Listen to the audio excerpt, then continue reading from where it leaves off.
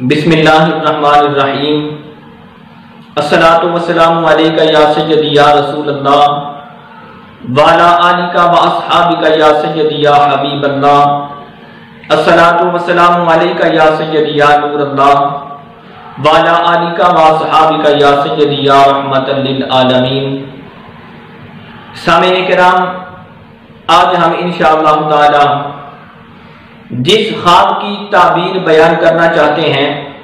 وہ خواب یہ ہے کہ اگر کسی شخص نے خواب کے اندر دیکھا کہ کوئی مردہ اس کو چیز دے رہا ہے تو اس خواب کی تعبیر کیا ہوگی۔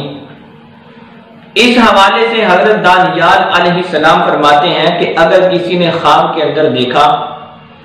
کہ اس کو مردہ کوئی چیز دے رہا ہے اور وہ چیز سامان دنیا میں سے ہے تو اس خواب کی تعبیر یہ ہوگی کہ وہاں سے کسی چیز کے پہنچنے کی امید نہیں رکھتا۔ اور اگر کسی شخص نے خواب دیکھا کہ خواب کے اندر اس کو مردہ کوئی چیز دے رہا ہے اور وہ چیز کھانے پینے والی اشیاء میں سے ہے تو اب اگر اس بندے نے صاحب خواب نے وہ چیز کھا بھی لی ہے تو اس خواب کی تعبیر یہ ہوگی کہ یہ بندہ حلال روزی حاصل کرے گا۔ اور اگر اس نے خواب کے اندر جو مردے نے چیز دی ہے کھانے پینے والی وہ خواب کے اندر صاحب خواب نے نہیں کھائی تو اس خواب کی تعبیر پہلی صورت کے خلاف ہوگی۔ اور اگر کسی بندے نے خواب دیکھا کہ اس کو مردہ اپنے کپڑوں میں سے کوئی کپڑے دے رہا ہے اور صاحب خواب نے وہ کپڑے لے کر ان کو پہن بھی لیا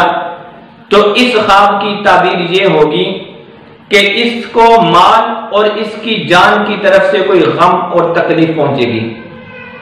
ابن سیرین علیہ السلام فرماتے ہیں کہ اگر کسی شخص نے خواب میں دیکھا